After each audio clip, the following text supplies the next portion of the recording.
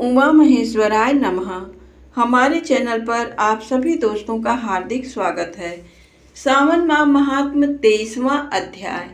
आज की कथा में आप लोग जानने वाले हैं श्री कृष्ण जन्माष्टमी व्रत का वर्णन, महाबलेश्वर महादेव जी की कथा। पश्चिमी सागर तट पर गोकर्ण नामक उत्तर क्षेत्र में महाबल शिवलिंग के रूप में स्वयं महादेव जी अवस्थित हैं। रावण ने घोर तप द्वारा वर प्राप्त कर गोकर्ण में महाबल महादेव की स्थापना की। सावन मास में शिव जी के इस पार्थिव लिंग की पूजा से अंत्यजों को भी मोक्ष प्राप्त हो जाता है। इस संबंध में एक कथा है।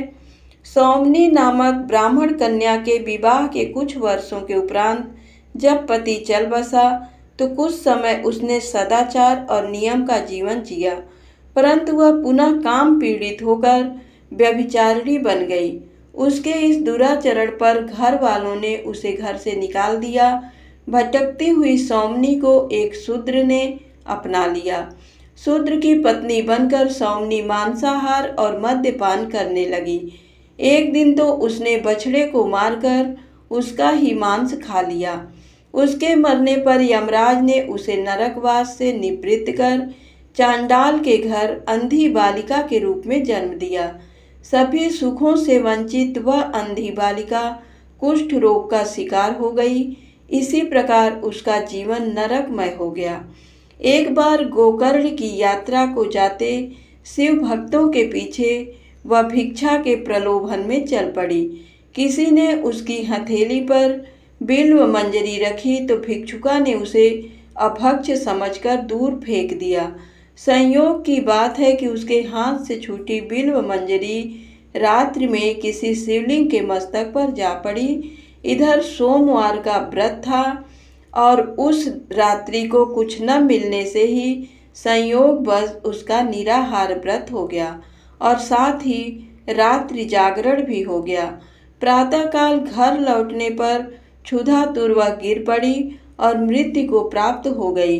शिवगणों ने उसे विमान आरूढ़ कर शिव जी के परम पद को प्राप्त कराया। महाबल शिव जी की अज्ञान से की गई पूजा से ही उस चांडालिनी का उद्धार हो गया। सज्ञान पूजा अमित फलदायिनी है, इसमें संदेह के लिए लेस मात्र भी स्थान नहीं है। महाबल शिव जी की पूजा ब्रह्म हत्या जैसे घोर पातक से निवृत्ति देने वाली है। आइए अब श्री कृष्ण भगवान की कथा का वर्णन जानते हैं। ईश्वर बोले, हे सनत कुमार, श्रावण मास में कृष्ण पक्ष की अष्टमी को वृष के चंद्रमा में अर्धरात्रि में इस प्रकार के शुभ योग में देवकी ने वसुदेव से श्री कृष्ण को जन्म दिया। भारत के पश्चिमी देश में युगादि तिथि के अनुसार मास का नामकरण होता है। अतः सावन कृष्ण अष्टमी को भाद्रपद अष्टमी समझना चाहिए। सूर्य के सिंह राशि में प्रवेश करने पर इस श्रेष्ठ महोत्सव को करना चाहिए। सप्तमी के दिन अल्प आहार करें। इस दिन दंत धावन करके उपवास के नियम का पालन करें और जितेंद्रिय होकर रात में शयन करें। जो मनुष्य भाद्रपद अष्टमी को केवल उपवास रहकर जन्माष्टमी का दिन व्यतीत करता है, वह 7 जन्मों में किए गए पापों से मुक्त हो जाता है, इसमें संदेह नहीं है। पापों से मुक्त होकर गुणों के साथ जो वास होता है, उसी को सभी भोगों से रहित उपवास जानना चाहिए। अष्टमी के दिन भोगों से रहित उपवास करना चाहिए। नदी आदि के निर्मल जल में तिलों से स्नान करके किसी उत्तम स्थान में देवकी का सुंदर सूतिका गृह बनाना चाहिए, जो अनेक वर्ण के वस्त्रों, कलशों, फलों, पुष्पों तथा दीपों से सुशोभित हो और चंदन तथा अगरू से सुवासित हो। उसमें हरिवंश पुराण के अनुसार गोकुल लीला की रचना करें और उसे बाजों की ध्वनियों तथा नृत्य गीत आदि मंगलों से सदा युक्त रखें। उस गृह के मध्य में खष्ठी देवी की प्रतिमा सहित सुवर्ण, चांदी, ताम्र, पीतल, मिट्टी, काष्ठ अथवा मणि की अनेक रंगों से लिखी हुई श्री कृष्ण की प्रतिमा स्थापित करें। वहाँ 8 शल्य वाले पर्यंक पलंग के ऊपर सभी शुभ लक्षणों से संपन्न प्रसूतावस्था वाली देवी की मूर्ति रखकर उन सबको एक मंच पर स्थापित करें और उस पर्यंक में स्तनपान करते हुए सुप्त बाल रूप श्री कृष्ण को भी स्थापित करें। उस सूतिका गृह में एक स्थान पर कन्या को जन्म दी हुई यशोदा को भी कृष्ण के समीप लिखें। साथ ही साथ हाथ जोड़े हुए देवताओं, यक्षों, विद्याधरों तथा अन्य देव योनियों को भी लिखें और वहीं पर खड्ग तथा ढाल धारण करके खड़े हुए वासुदेव को भी चित्रित करें या लिखें। इस प्रकार कश्यप के रूप में अवतीर्ण वसुदेव जी, अदिति स्वरूपा देवकी, शेषनाग के अवतार बलराम, अदिति के ही अंश से प्रादुर्भूत यशोदा, दक्ष प्रजापति के अवतार नंद, ब्रह्मा के अवतार गंगाचार्य, सभी अप्सराओं के रूप में प्रकट गोपिका वृंद, देवताओं के रूप में जन्म लेने वाले गोपगण, कालिनेमि स्वरूप कंस, उस कंस के द्वारा ब्रज में भेजे गए वृषासुर, वत्सासुर, कुवलयापीड, केसी आदि असुर, हाथों में शास्त्र लिए हुए दानव तथा यमुना दह में स्थित कालिया नाग, इन सबको वहाँ चित्रित करना चाहिए। इस प्रकार पहले इन्हें बनाकर श्री कृष्ण ने जो कुछ भी लीलाएं की है उन्हें भी अंकित करके भक्ति परायण होकर प्रयत्न पूर्वक 16 उपचारों से देवकी इस मंत्र के द्वारा उनकी पूजा करनी चाहिए।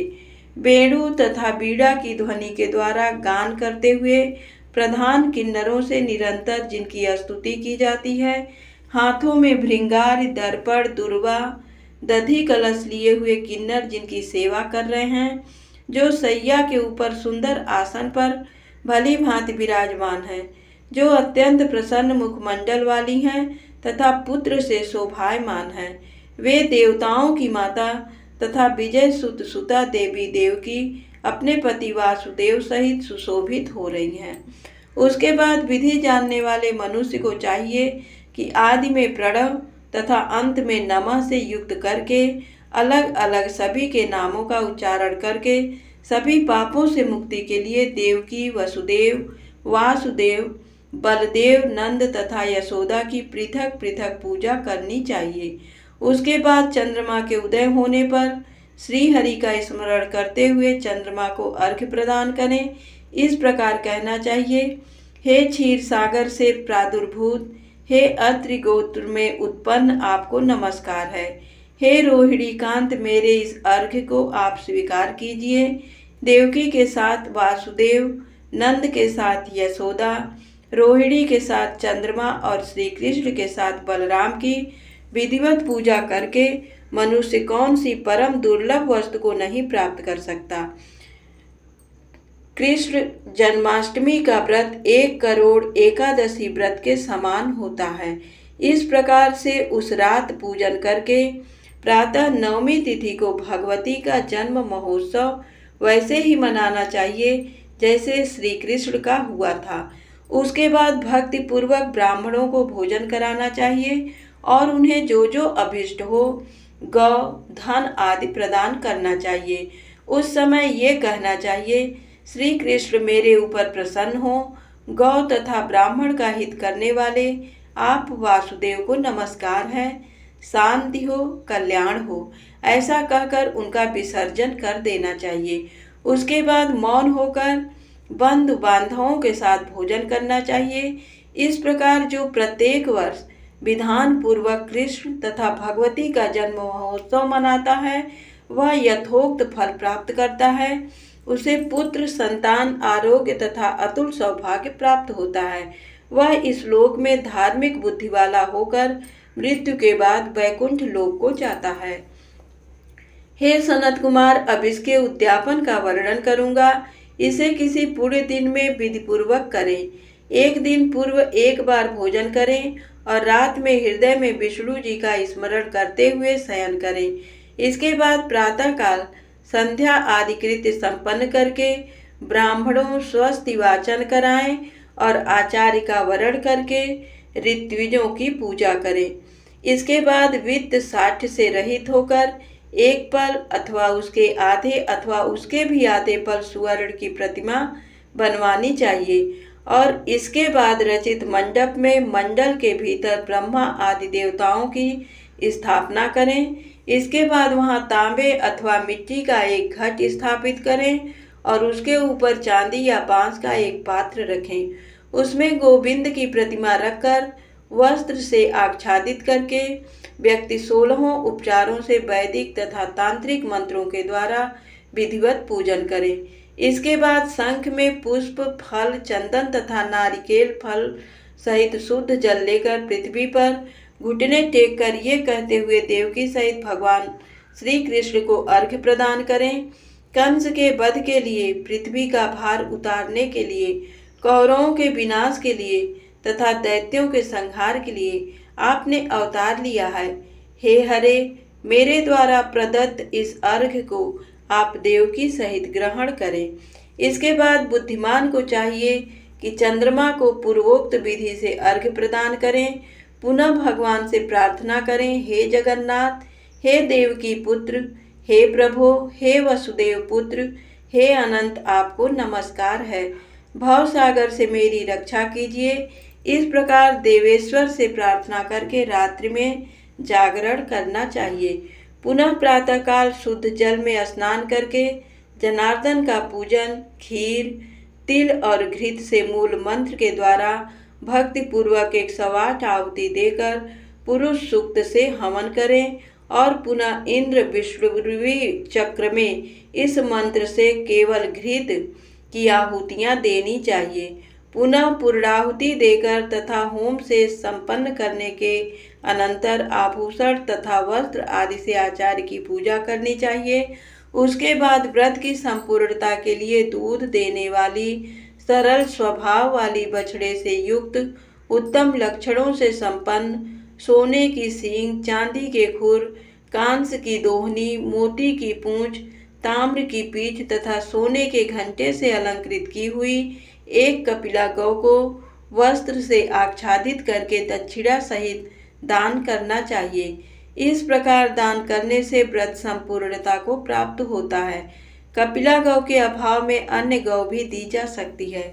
इसके बाद ऋत्विजों को यथा योग्य दक्षिणा प्रदान करें। इसके बाद 8 ब्राह्मणों को भोजन कराएं और उन्हें भी दक्षिणा दें। पुनः सावधान होकर जल से परिपूर्ण कलश ब्राह्मणों को प्रदान करें और उनसे आज्ञा लेकर अपने बंधुओं के साथ भोजन करें। हे ब्रह्मपुत्र, इस प्रकार व्रत का उद्यापन कृत्य करने पर वह बुद्धिमान मनुष्य उसी क्षण पाप रहित हो जाता है और पुत्र पौत्र से युक्त तथा धन धान्य से संपन्न होकर बहुत समय तक सुखों का उपभोग कर अंत में वैकुंठ प्राप्त करता है। इस प्रकार श्री स्कंद पुराण के अंतर्गत ईश्वर सनत कुमार संवाद में श्रावण मास महात्म्य में कृष्ण जन्माष्टमी व्रत कथन नामक 23वां अध्याय पूर्ण हुआ।